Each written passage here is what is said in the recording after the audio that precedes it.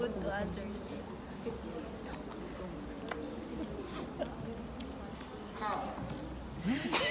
How can you...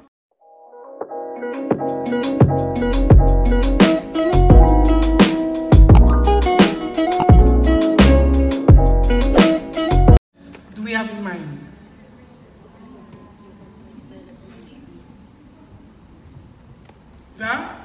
What is the act? The breaking of the bread. What else? Sacred banquet. What else? What else? Holy Communion. What else? The celebration of what? The celebration of the Eucharist. What else? Okay, so number 1.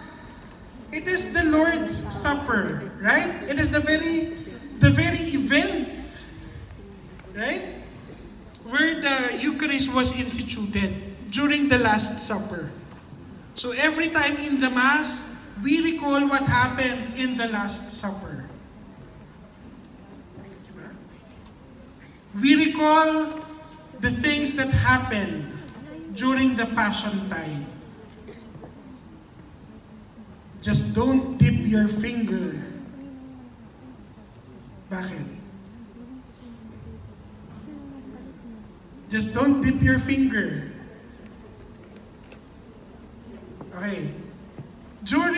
Sa Annunciation, if I am the one holding the chalice for the congregation to receive the blood of Christ, may mga taong nagdidip ng finger nila sa chalice. Always remember, it is only Judas who dipped his finger. Diba? Ang sabi sa Biblia, the one who dips his finger is the one who will betray me.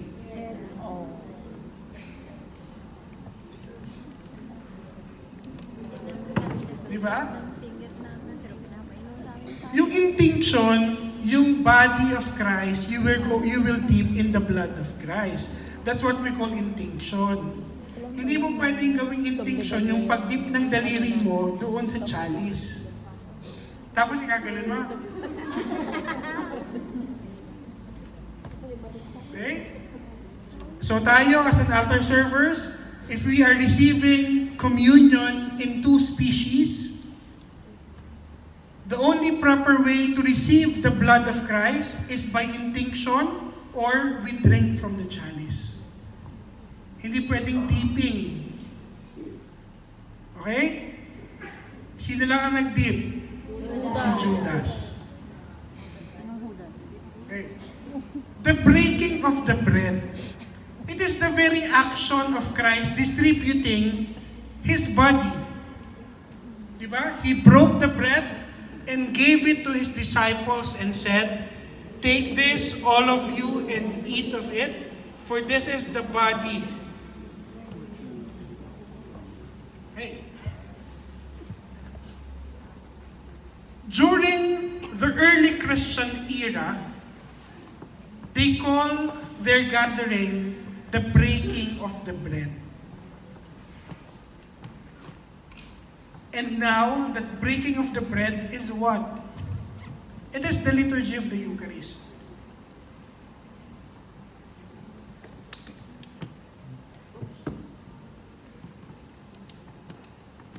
The holy sacrifice of the Mass.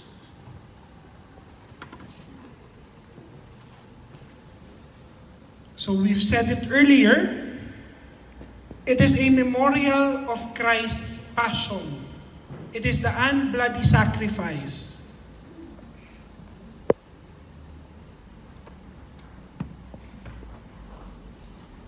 And it is called the Mass because it is the mandate given to us. Diba? Meron tayong missionary mandate. Diba? Yung towards the end, yung sa may dismissal part, Hoy, nakatingin sila. Dismissal na sa dismissal. Doon sa dismissal part, ano yung sinasabi ng deacon, if there's a deacon or nung pare? Go in peace, glorifying the Lord by your life. Diba? The Mass is ended. Go in peace. So we are mandated to go out and spread the peace and the love of Christ.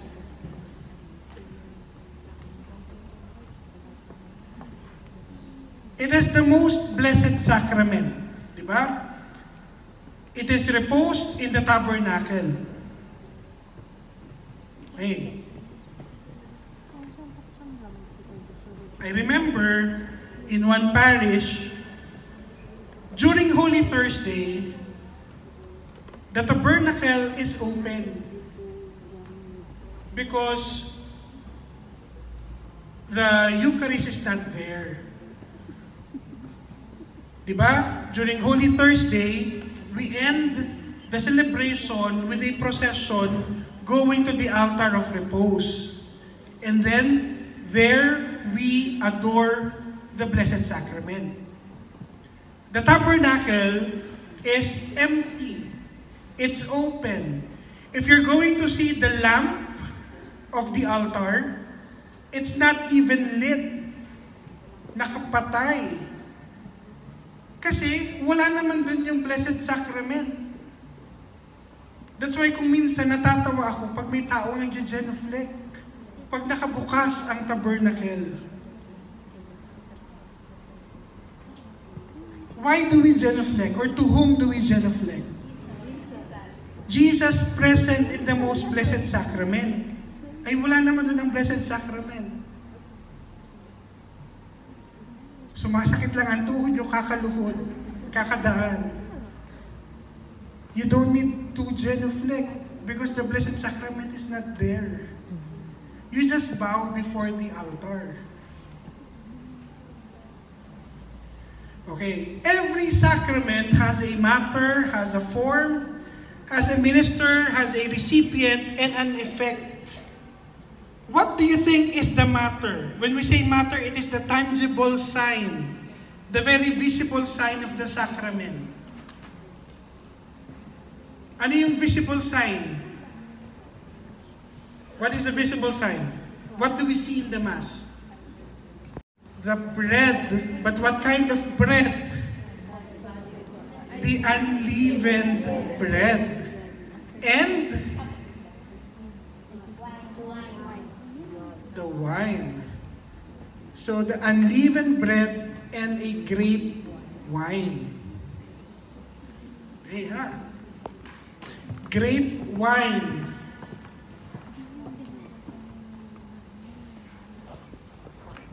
Let's just pause for a while. It's already 3 o'clock. It's Father Lino's funeral mass in Manila. Let us just all stand up and offer a moment of silence.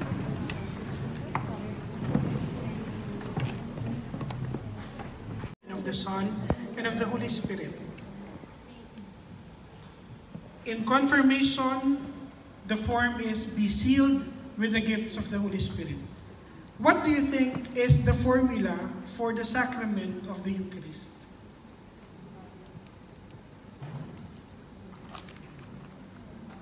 The words of consecration. This is my body, this is my blood.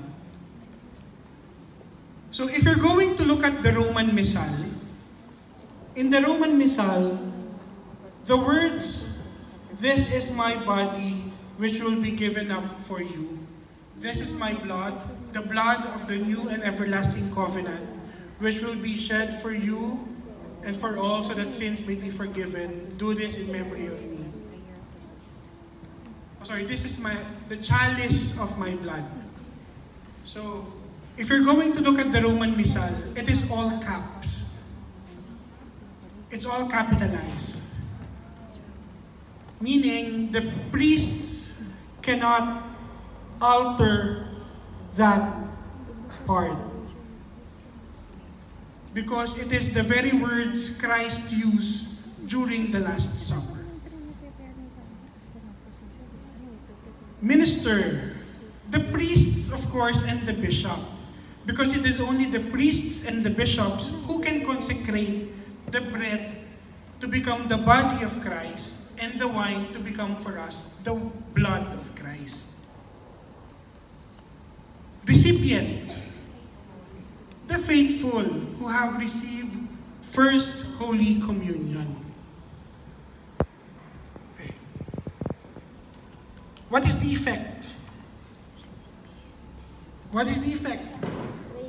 We have the graces corresponding to each of the sacraments. Okay? So always remember, in the Mass, we have a matter, a form, a minister, a recipient, and an effect. Okay. Ano itong mga grasya? Okay, sorry. Ito muna. The matter. The matter cannot be changed because this was established by Christ Himself. Okay? It has to be unleavened bread because it will invalidate the Eucharist if it's not the prescribed one. Same as the formula as what I've said earlier. Okay. So the priests and the bishops, diba? The Holy Spirit is the one. Remember, in the part of the consecration, there is epiclesis. Ano? Wala palang epiclesis dyan. Okay. So within the consecration, there is epiclesis. Ano yung epiclesis? The priest is invoking the Holy Spirit to sanctify the gifts to become the body and blood of Christ. So the priest is performing in persona Christi, meaning in behalf of Christ. Okay?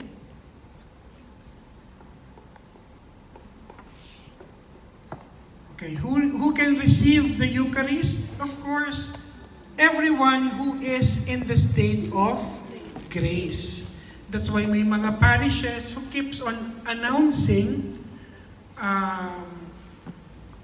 confession is available 30 minutes or 40 minutes before the Mass. So if you feel you're not